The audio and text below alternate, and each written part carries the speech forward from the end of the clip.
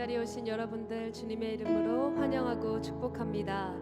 우리 옆 사람과 인사하겠습니다. 잘 오셨습니다. 반갑습니다. 축복합니다. 우리 마음 가득 담아서 우리 옆 사람들과 인사했으면 좋겠습니다.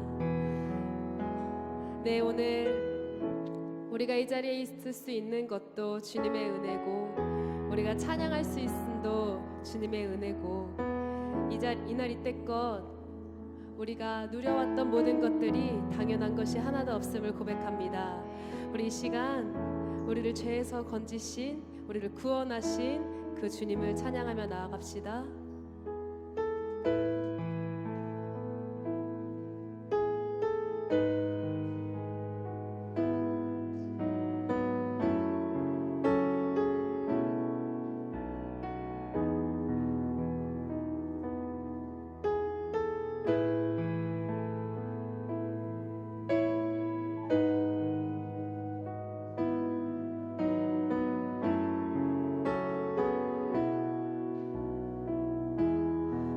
나 같은 죄인, 나 같은 죄인 살리신 주의 놀라워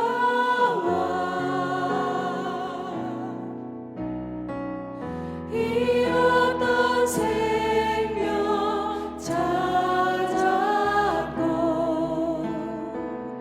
광명으로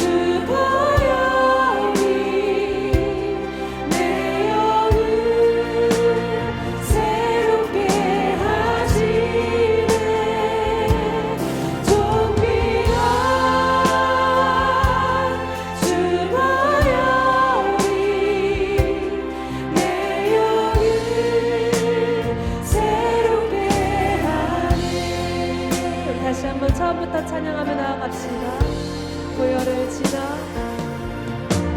보혈을 지나 하나님 품으로 보혈을 지나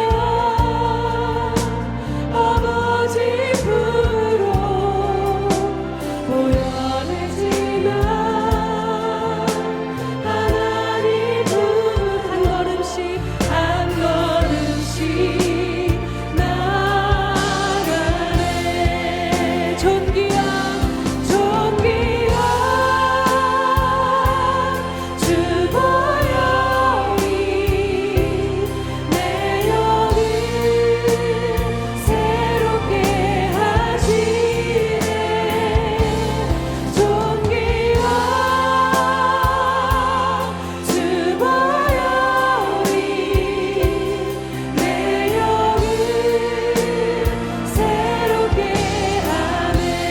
존귀한 주 보혈 우리의 영을 새롭게 하십니다. 새롭게 하시네. 존귀한 주 보혈이 내 영을 새롭게 하네. 우리를 새롭게 하실 주님을 찬양합니다.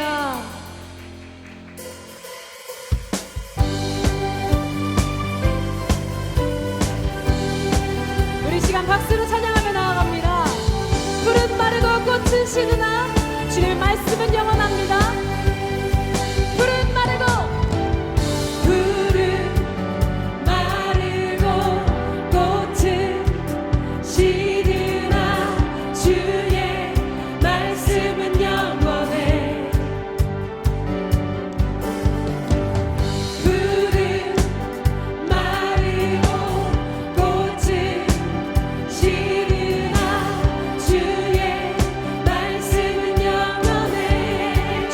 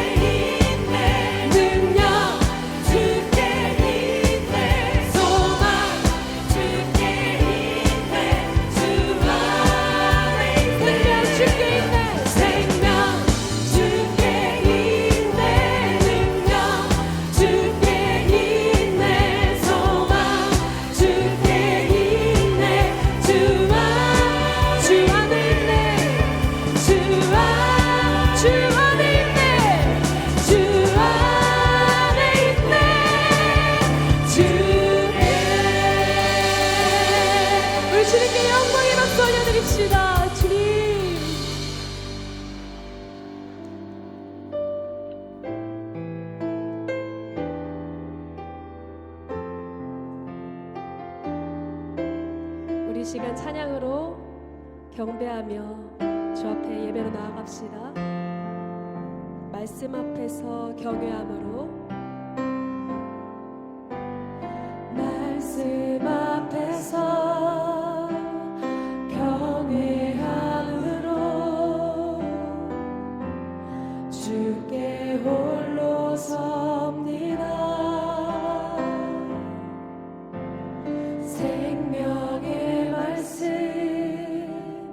읽고 순종해 주를 예배합니다. 기록된 말씀 힘이 있어서 진리로 우리 거룩해 하며 거룩한 말씀 세세 영원히 복음이 되어 말씀하시네. 하나님 말씀에 두려워 떠는 자, 그 말씀에 생명을 거는 자, 한 사람 찾으시는 주님의 약속을 믿어. 하나님 말씀에 운명을 거는 자, 순종하며 주 따라가는 자, 영원한 하나님 나라 이뤄갈 주의 교회여 일어나라.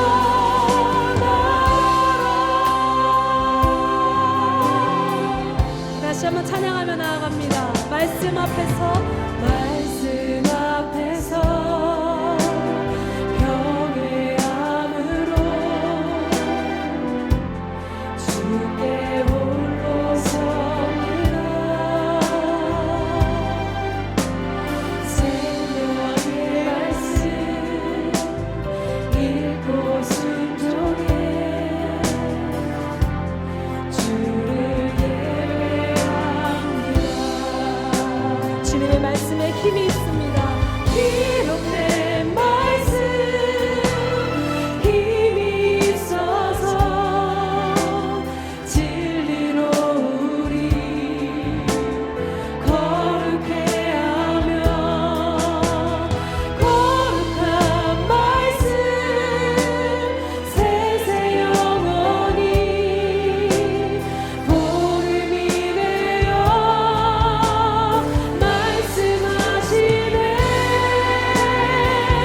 하나님 말씀에 두려워 떠는 자, 그 말씀에 생명을 거는 자, 한 사람 찾으시는 주님의 약속을 믿어. 하나님 말씀에 운명을 거는 자, 순종하며 주 따라가는 자, 영원한 하나님 나라 이뤄갈 주의 교회여 일어나라.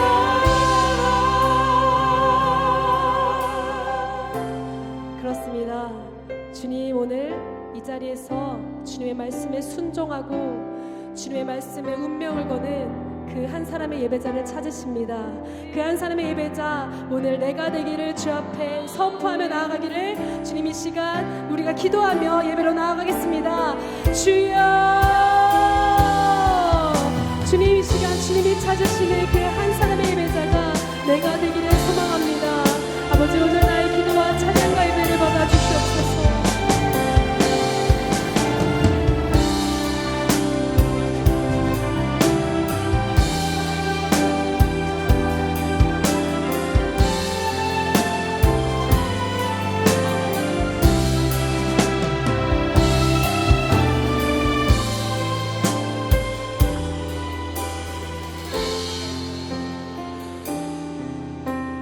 하나님, 오늘도 우리가 주님의 은혜를 힘입어 주님의 은혜의 보좌 앞으로 나아갑니다. 우리가 우리 안에 교만함을 버리고 겸손함으로 주님 앞에 나아가 하나님을 바라보며 섬기고 떨며 즐거워하게 하여 주시고 우리를 다시금 주님의 말씀 앞에 세워주셔서 그 말씀으로 우리에게 들려주시고 십자가의 은혜와 사랑으로 우리를 새롭게 하여 주시는 복된 예배 되게 하여 주시옵소서.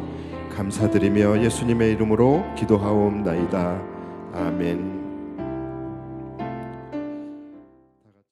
인생을 살아가면서 인생에 짐이 없는 사람은 없는 것 같습니다. 집이 없는 사람은 있어도 짐이 없는 사람은 없어요. 모든 사람들은 각자 자기 인생에 주어진 인생의 짐들을 지고 살아갑니다.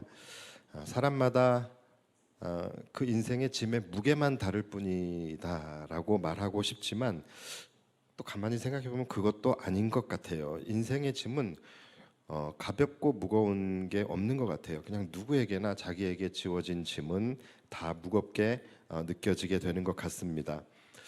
혹시 여러분들 가운데서도 나는 인생의 짐이 없는데요, 늘 행복하고 늘 가볍고 늘 편안합니다 라고 생각하시는 분이 혹시 계시나요?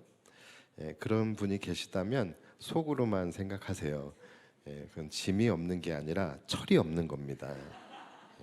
우린 그런 분들을 향하여 하나님의 한량 없는 은혜를 받았다 해서 한량이라고 합니다. 모두가 다 우리는 인생의 무거운 짐들을 지고 살아갑니다. 여러분들의 인생의 짐은 어떤 것이고 또 얼마나 무거운 짐을 지며 살아가고 계십니까?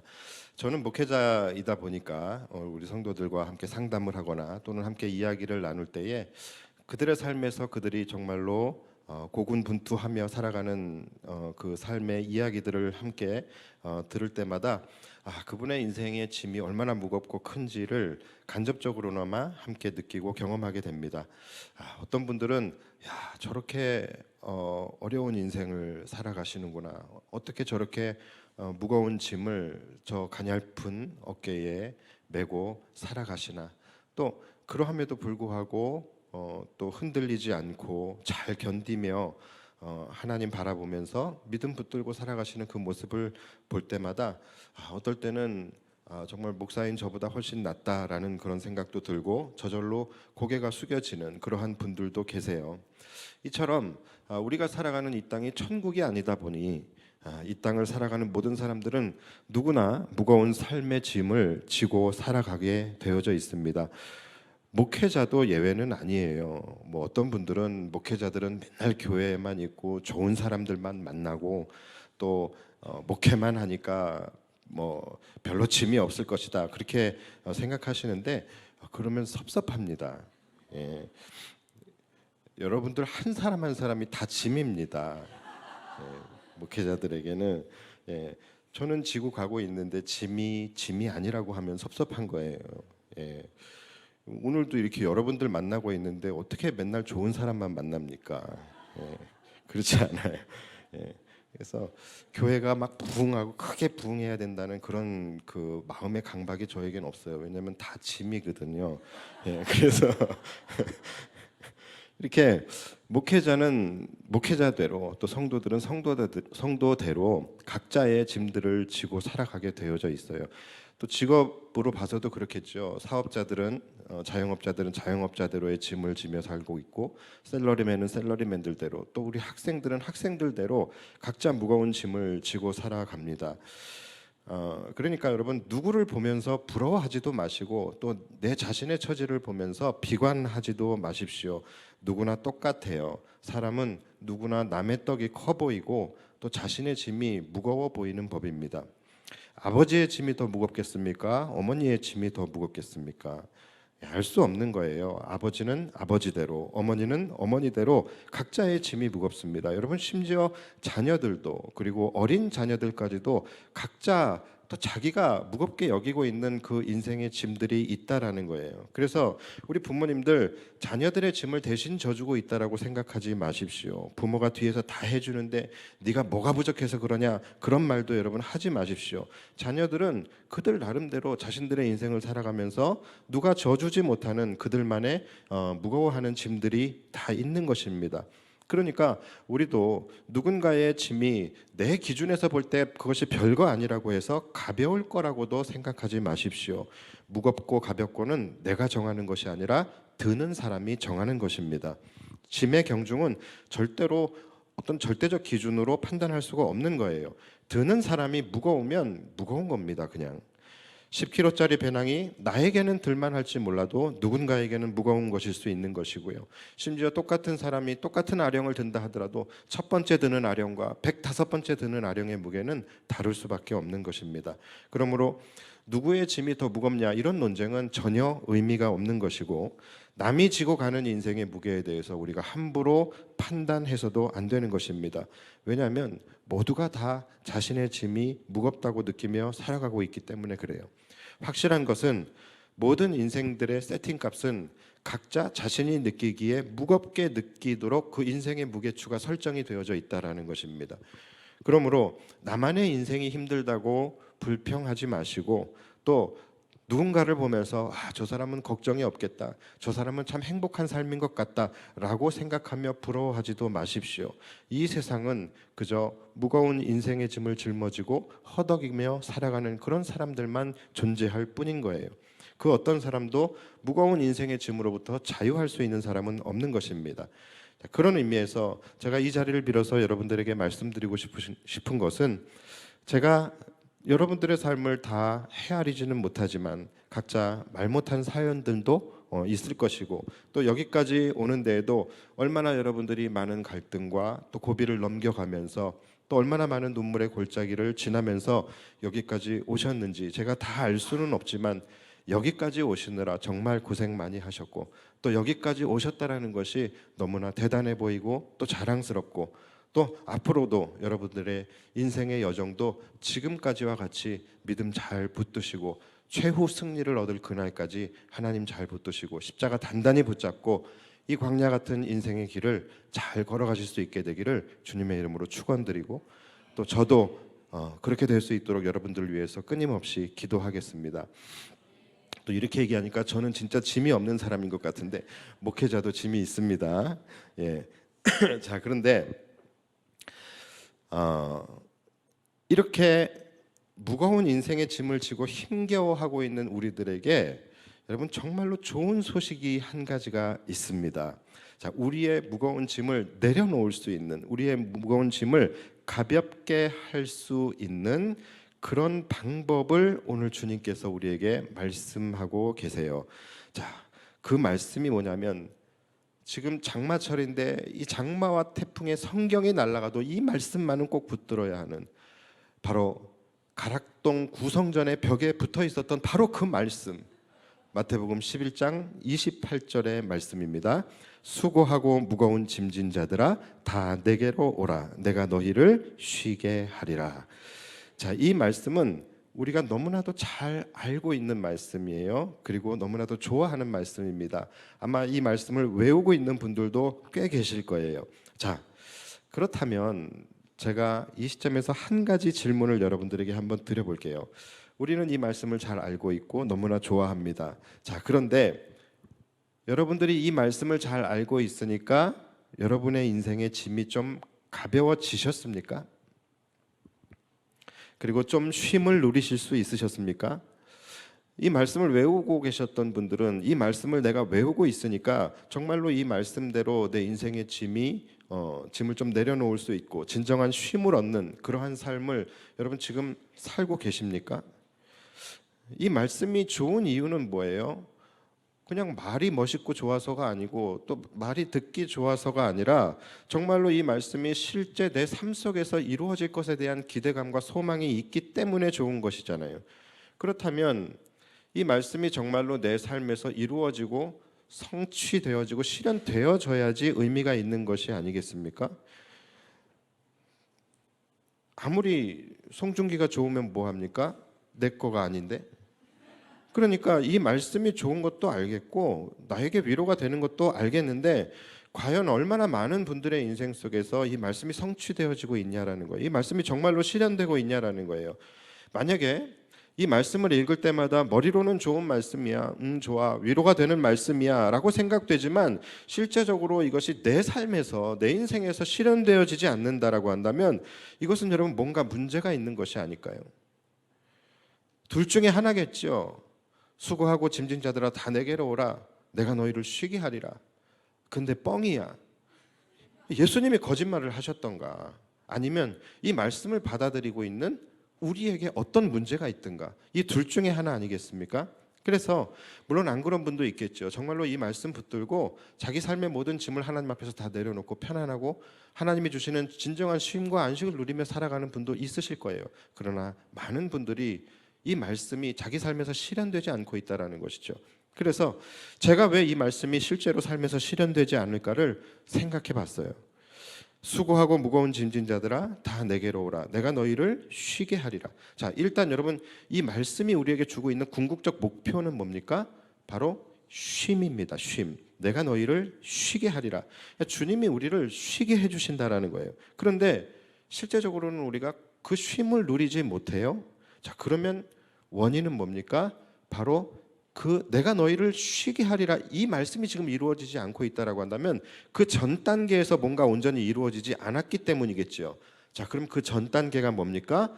다 내게로 오라예요.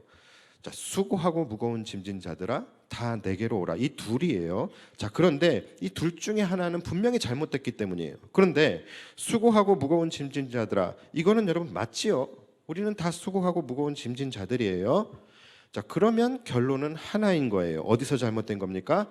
다 내게로 오라 해서 잘못된 거예요. 그러니까 이 말씀이 능력이 되지 못하는 이유, 이 말씀이 내 삶에서 실현되어지지 못하는 이유는 우리가 실제로 주님 앞에 온전하게 나아가지 못했기 때문이다라는 것입니다. 정말 여러분 죄송한데요, 제가 불뱀 사건 한 번만 더 가지고 와도 되겠습니까?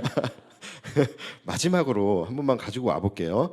자, 왜냐하면 여러분 이 말씀이, 오늘 본문의 말씀이 불뱀 사건에서 하나님께서 명하신 그 구원의 솔루션, 구원의 이 프로세스와 아주 정확하게 일치하고 있는 말씀이거든요. 자, 불뱀 사건에서 하나님 뭐라고 말씀하셨어요?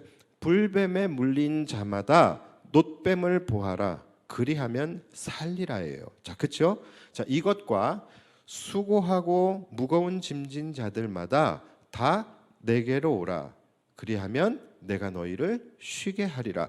정확하게 지금 이 구도가 일치하는 구도잖아요. 그렇죠? 자, 그러면 한번 똑같이 따져볼까요? 만약에 불뱀에 물린 자들이 살지 못했어요. 살지 못했다라고 한다면 그 이유는 뭐예요? 바로 그 전 단계에 뭔가 문제가 있었던 거예요. 자, 그게 뭡니까? 놋뱀을 보지 않았던 것이죠. 그러면 여러분, 이들이 놋뱀을 보지 않았던 이유가 뭡니까? 기억나세요? 바로 뭐가 없었기 때문에? 믿음이 없었기 때문인 거예요. 그러니까 자기의 이성과 자기의 경험과 자기의 지식으로는, 아니 뱀에 물렸으면 치료를 받아야지, 왜 해독을 해야지 놋뱀을 보면 낫는다라고 말하는, 이것이 납득이 되지 않고 믿어지지 않았기 때문인 것이죠. 그렇기 때문에 믿지 않았기 때문에 보지 않은 것이고, 보지 않았기 때문에 죽는 것입니다. 자, 그렇다면 여러분, 오늘 말씀도 똑같은 거예요. 수고하고 무거운 짐진 자들아 다 내게로 오라, 내가 너희를 쉬게 하리라. 이 말씀을 듣고도 진정한 쉼과 안식을 누리지 못하고 있다라고 한다면 그 이유는 뭡니까? 바로 전 단계에서 문제가 있었던 거예요. 전 단계가 뭐라고요? 다 내게로 오라예요. 주님께 나아가지 않았기 때문인 것이고, 주님께 나아가지 않았던 이유는 뭐가 없기 때문입니까? 바로 믿음이 없기 때문이라는 거예요. 나의 이성과 나의 경험과 나의 지식으로는 이게 와닿지 않는 거예요. 주님께 나오라고 하는데 내가 주님께 나아가면은 도대체 날 어떻게 쉬게 하겠다라는 것인지, 결국 믿음 없음이라는 거예요. 날 무슨 수로 쉬게 하시겠다라는 것인지, 내 인생의 짐들이 얼마나 지금 복잡한 일들인데, 얼마나 얽히고 설켜 있는데, 얼마나 무겁고 얼마나 지금 어려운 일들인데 도대체 어떻게 주님이 내 짐을 맡아주시겠다라는 것인지, 어떻게 주님이 내 짐을 가볍게 하시고 나를 쉬게 하시겠다라는 것인지 내가 이해가 되지 않는 거예요. 납득이 되지 않고 믿어지지 않는 거예요. 결국 이 믿음 없음이 우리 안에 있기 때문에 우리는 주님께 온전히 나아가지 않는 것이고, 주님께 나아가지 않았기 때문에 주님이 우리에게 약속하신 이 진정한 쉼을 우리가 누리지 못하는 것입니다. 그러니까 여러분, 이 말씀은 궁극적으로 우리에게 믿음이 요구되는 말씀인 것이고, 믿음이 없다라고 한다면 백날 우리가 읽고 외워봤자 아무 소용이 없는 말씀이라는 거예요. 여러분, 쉼이라는 것에 대해서 여러분들이 모르시지 않을 거예요. 우리가 이 세상에서도 여러분 쉼을 누린다는 것은 반드시 무엇이 전제되어야 됩니까? 그냥 우리가 시간이 허락된다고, 공간이 허락된다고 쉴 수 있는 것이 아니잖아요. 여러분, 쉼이라는 건 언제 허락되는 겁니까? 내 안에 불안함이 없어요. 마음이 편해야 합니다. 불안함이 없어야 되고 두려움이 없어야 됩니다. 다시 말해서 쉼도 이 현실에 대한 믿음이 나에게 있어야지만 쉴 수 있다라는 거예요. 그러니까 쉼은 반드시 믿음과 직결되는 거예요. 시간이 있다고 쉴 수 있는 것이 아니고, 공간이 있다고 쉴 수 있는 것이 아니고, 편안한 소파와 편안한 침대가 있다고 해서 쉴 수 있는 것이 아니에요. 쉼이라는 것은 첫 번째로 내 마음에 불안함이 없어야 하고, 두려움이 없어야 하고, 현실에 대한 믿음이 있어야지만 비로소 쉼이라는 것이 가능한 것입니다. 아무리 많은 시간이 주어지고, 아무리 쾌적한 방에 좋은 침구들로 그렇게 구성되어져 있는 호텔방에 간다 할지라도요, 여러분, 문이 안 잠기면, 문이 허술하면 우리는 편안하게 쉴 수가 없는 거예요. 왜요? 두려우니까, 불안하니까. 비록 방은 조금 낡아도 철문이 굳게 잠겨져 있고 밖에서 보안 장치가 철저하게 작동되어지고 있다면 그때 비로소 우리는 편안하게 쉼을 누릴 수가 있는 거예요. 현재 상황에 대한 믿음이 내 안에 있을 때 그때 우리는 편히 쉴 수 있게 된다는 거예요.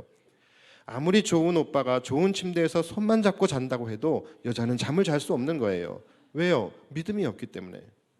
반면에 비록 좋은 오빠는 아닐지라도 그 오빠가 친오빠라면 편히 잘 수 있는 것이죠. 왜요? 믿음이 있기 때문에. 그러니까 여러분, 쉼이라는 것이 가능한 경우는 한 가지입니다. 주변의 환경이 나를 쉴 수 있게 하는 것이 아닙니다. 현실에 대한 믿음이 있을 때라야만 쉼이 가능한 것입니다. 똑같은 거예요. 우리가 아무리 하나님 앞에 나아가고 우리가 하나님 안에 아무리 거한다 할지라도 하나님을 믿는 온전한 믿음이 없으면 우리는 그 안에서 진정한 평안과 안식을 누릴 수 없다라는 거예요. 우리가 하나님을 믿으면서 성도라고 하면서도 진정한 안식과 쉼을 얻지 못하고 불안과 두려움 속에서 살아가고 있다라고 한다면 그 이유는 무조건 한 가지입니다. 바로 하나님을 온전히 신뢰하는 그 믿음이 없기 때문이라는 거예요. 믿음이 없기 때문에 다 내게로 오라라고 말씀하시는 그 주님의 초청에 우리가 온전히 반응하지 못하고 온전히 나아가지 못하고 나아가더라도 한쪽 발만 걸치게 되는 것이고, 그렇기 때문에 내가 너희를 쉬게 하리라라고 하는 그 말씀이 내 삶 속에서 실현되어지지 못하게 되는 것입니다. 그래서 여러분, 이 말씀이 주고 있는 위로와 소망도 좋지만 이 말씀을 누리기 위해서 먼저 우리 안에 반드시 전제되어져야 하는 것은 바로 믿음이라는 것, 이것이 이 말씀에서 우리가 묵상해야 할 더 중요한 포인트라는 것을 우리가 알아야 합니다. 여러분, 이 본문 전의 말씀들을 기억하실 거예요. 이 전의 말씀들이 뭡니까? 이 세대를 무엇에 비유할고 피리를 불어도 춤을 추지 않고 하면서 믿음이 생기지 않는, 반응하지 않는 이 완악한 세대를 비판하시고, 또 지난주 말씀은 뭐였습니까? 고라시나 벳세다야 이 가버나움아 하시면서 그들의 믿음 없음을 향하여 맹렬하게 저주를 퍼부으시는 그러한 말씀이지 않으셨습니까? 그런데 갑자기 뜬금없이 얼굴을 천사처럼 바꾸시면서 수고하고 무거운 짐진 자들아 다 내게로 오라 내가 너희를 쉬게 해줄게 이렇게 말씀하신다고요? 이거 연결이 자연스럽지가 않잖아요. 그러니까 예수님은요 변함없이 동일한 흐름을 따라서 우리에게 믿음을 지금 요구하고 계시는 것입니다. 이전의 말씀이 믿음 없음에 대한 비판이셨다라고 한다면 오늘 본문의 말씀은 믿음을 향하여 우리에게 도전을 주시는 거예요. 믿음을 촉구하고 계시는 말씀이다라는 것이죠. 피리를 불어도 반응하지 않는 이 세대의 믿음 없음을 질타하시고 고라시나 베세다야 가버나움아 하시면서 주님께서 그렇게나 그곳에 많은 은혜를 베풀어 주셨음에도 불구하고 믿음으로 나아가지 않았던 그 사람들을 질타하시면서 우리를 향하여서는 너희들에게 나에 대한 믿음이 있다라고 한다면 와보라는 거예요. 내게 나아오라 다 내게 나아오라 수고하고 무거운 짐진 자들아 내가 너희를 쉬게 할 것이라고 약속해 주고 계시는 것입니다. 여러분 왜 이들이 예수님의 그 놀라운 기적들을 경험하고 신비한 하나님의 나라의 복음을 들었음에도 불구하고 왜 이들은 믿음으로 나아가지 못했던 것일까요? 말씀드렸듯이 이들에게는 자신의 기준, 자신의 전통, 경험, 지식 이것이 다라고 생각했기 때문에 그 이상의 것을 그들은 거기에 반하는 것이다라고 생각을 하며 그들은 받아들이지 않았던 것입니다. 자, 그런데요, 여러분 정확하게 알고 넘어가야 합니다. 하늘나라의 진리는 그들의 지성에 반하는 것이 아니라 그보다 더 높은 차원이고 그 이상의 것이었던 것입니다. 그런데 그들은 자신들이 이해하지 못한다고 자신들이 납득하지 못하는 것은 그 이상의 것임에도 불구하고 그것을 반하는 것이라고 여기면서 받아들이지 않았던 거예요.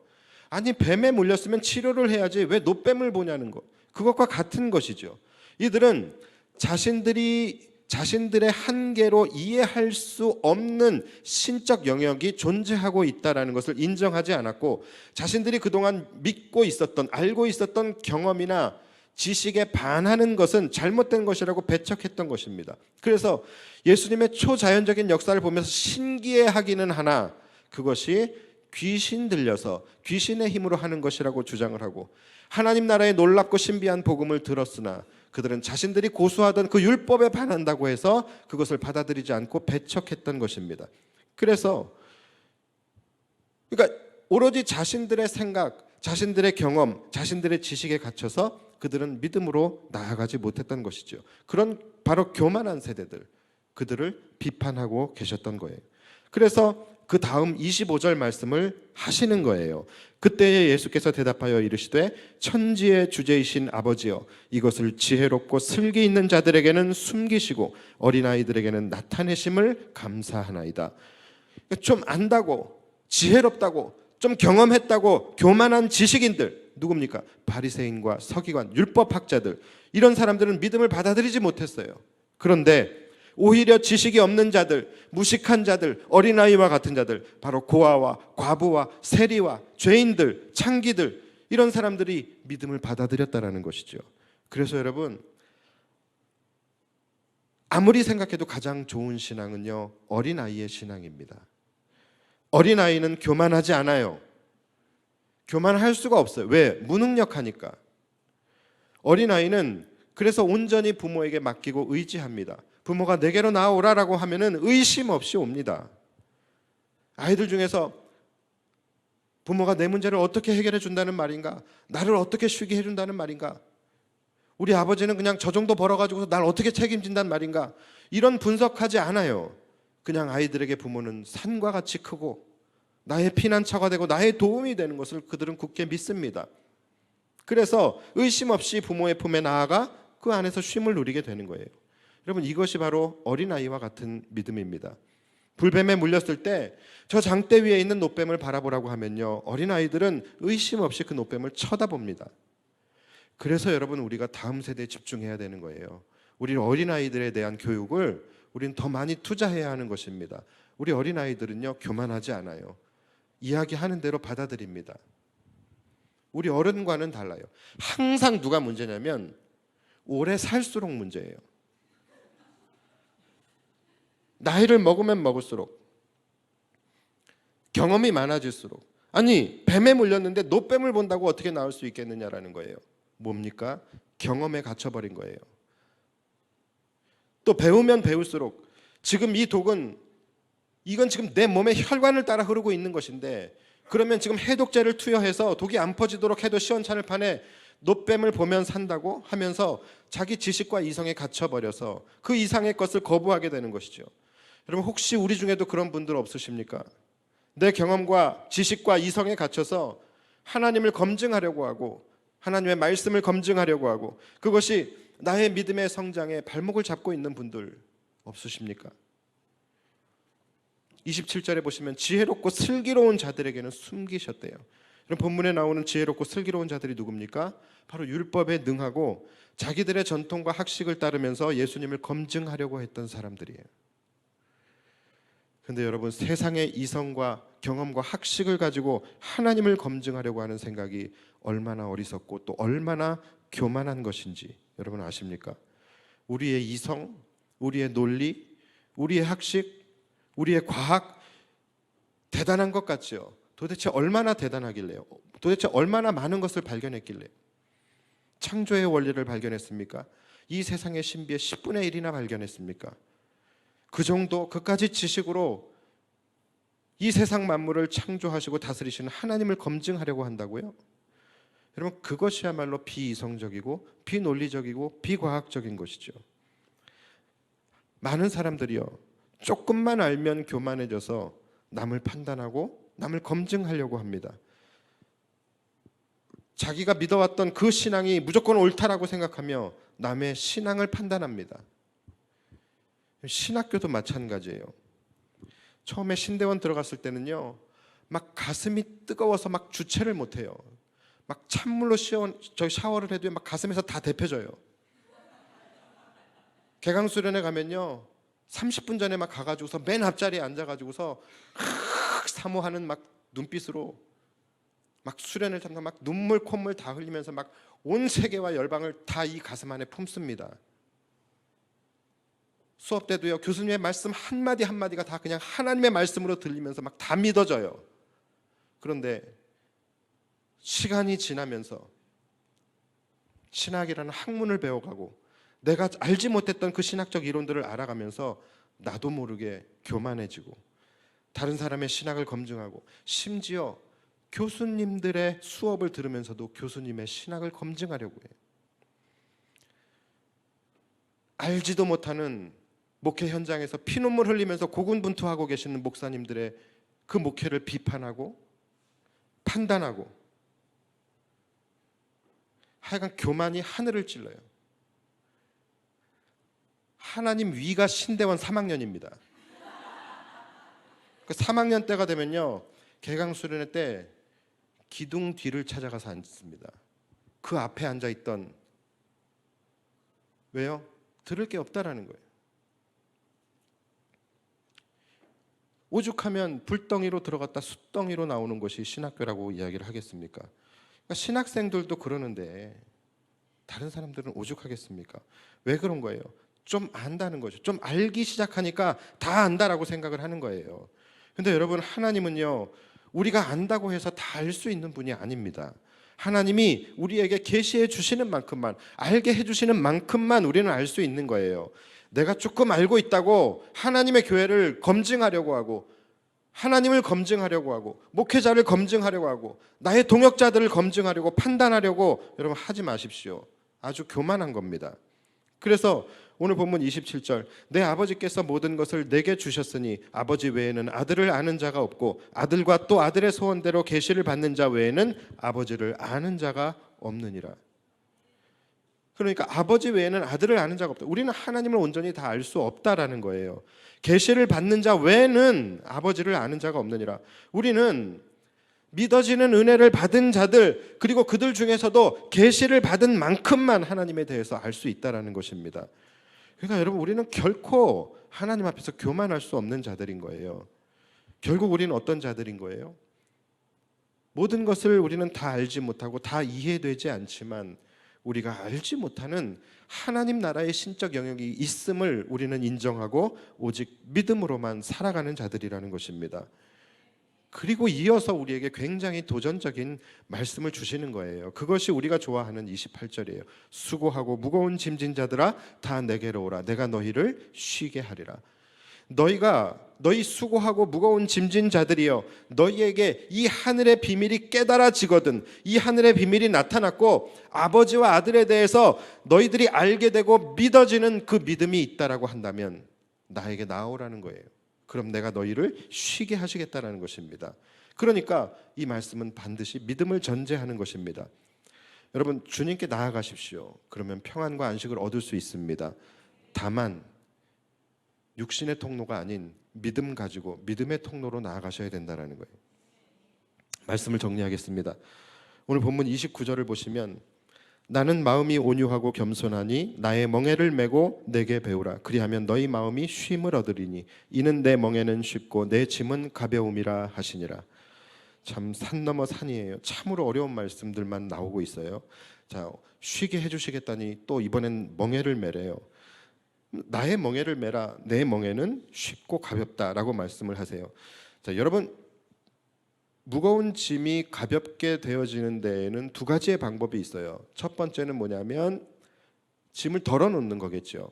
그렇죠? 그럼 가벼워지겠죠. 그리고 두 번째가 뭐냐면 짐은 똑같은데 누군가 함께 지어주는 거예요. 다시 말해서 전혀 다른 방식으로 짐을 지는 것입니다.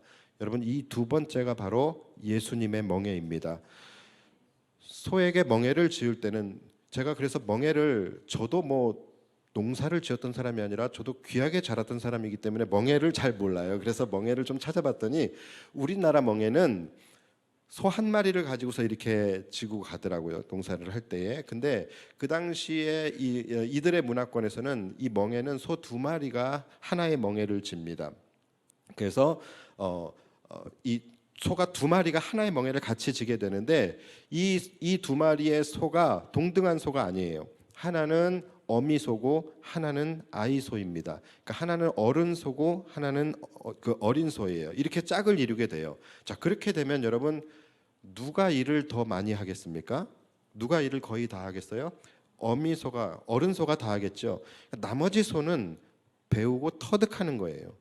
예수님은 우리를 향하여 자신에게 나오고 자신의 멍에를 함께 지라고 하는 것은 우리의 어려움을 막아주시겠다, 어려움이 일어나지 않게 하겠다, 고난을 피하게 해주시겠다, 그런 게 아니에요. 짐은 그대로예요. 갈아야 할 밭은 그대로입니다. 그러나 너의 멍에를 버리고 나의 멍에로 갈아타라는 것입니다. 그러면 주님이 큰 소가 되어주셔서 나의 멍에를 함께, 때로는 대신 그 멍에를 메어주시겠다라는 거예요.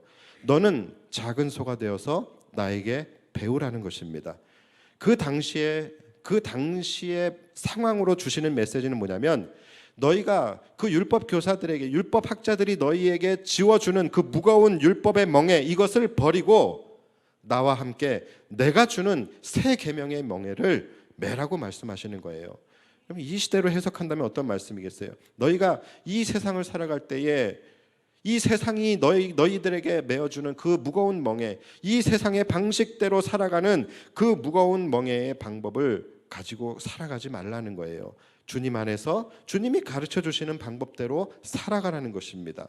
주님이 큰 소가 되어서 너희의 짐을 대신 져주실 것이고 너희의 인생을 이끌어 주실 것이고 너희와 함께 하시겠다라고 하는 임마누엘의 약속인 것이죠. 나의 삶의 고난을 없애주시겠다라는 것이 아니에요. 나의 등 뒤에서 나를 밀어주시겠다라는 것입니다. 그럴 때에 너희는 쉼을 얻을 것이고 그것이 훨씬 쉽고 가볍다라는 것을 말씀하시는 거예요. 여러분, 일을 할 때에 더 좋은 도구가 있으면 당연히 바꾸는 거예요. 우리 그 일하시는 분들 아실 거예요. 더 안 좋은, 효율성이 떨어지는 도구로 일을 하면 얼마나 스트레스가 됩니까? 예, 그것이 인지상정이에요. 예수님은 오늘 우리에게 영적 인지상정을 말씀하고 계시는 거예요. 포크레인이 있는데 계속 나는 삽질을 하고 있으면서 내 짐이 무겁다라고 불평하는 것은 어리석은 것입니다. 여러분, 그렇게 힘겹게 끌고 가고 있던 그 멍에는 이제 버리십시오. 그리고 주님의 멍에를 메시기 바랍니다. 그리고 주님께 배우며 주님이 걸어가시는 그 길을 따라가십시오. 그러면 여러분들의 짐은 쉽고 가벼워질 것이고 주님께 배우며 나아갈 때에 진정한 쉼과 안식을 누릴 수 있게 되실 것입니다. 이러한 은혜가 저와 여러분들에게 있게 되기를 주님의 이름으로 축원합니다. 기도하겠습니다.